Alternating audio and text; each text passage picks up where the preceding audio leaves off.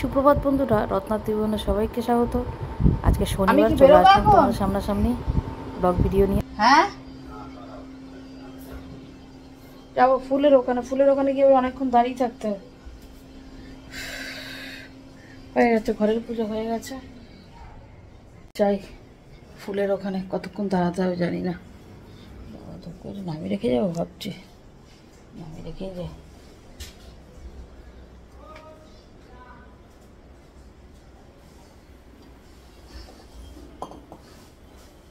ভয় লাগে গো,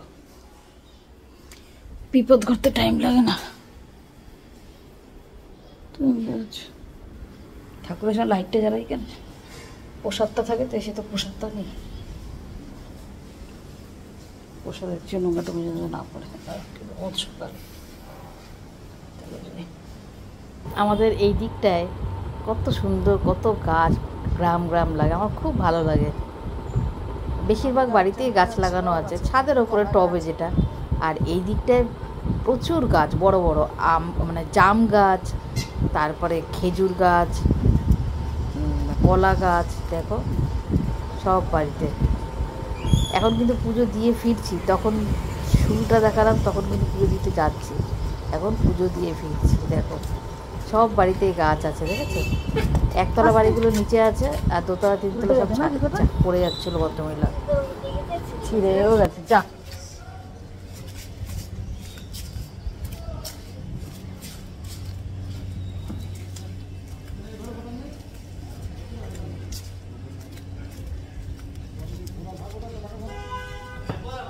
গেলাম গো, কি রোদ।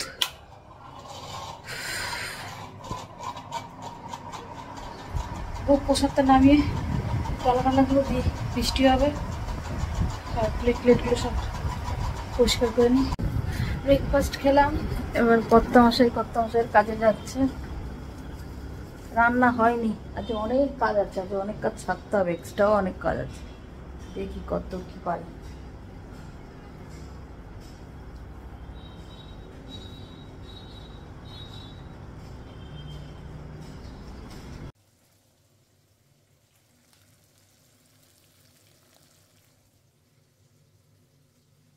আজকে বাটা মাছ রান্না করছি, আলু আর পটল দিয়ে, কালো জিরে ফোড়ন দিয়ে বাটা মাছ রান্না করছি।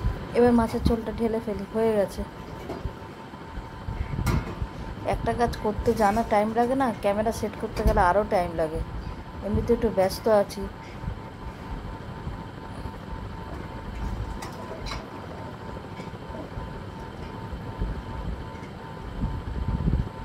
হয়ে গেছে, দেখো বাটা মাছের ঝোল। খেতে কিন্তু দারুণ হয়েছে। যেহেতু ভয়েসটা আমি পরে দিচ্ছি তাই বললাম। আর বেশিরভাগ মাছেই ডিম আছে, খুব কম মাছেই ডিম নেই। আমি তো একা খাবো, তোমার দাদাভাই আসবে রাত্রে, তা ভিডিওটার বড় করলাম না। ভিডিওটা আজকের মতন এখানেই শেষ করলাম, আবার একটা নতুন ভিডিওর সাথে হাজির হবো। টাটা।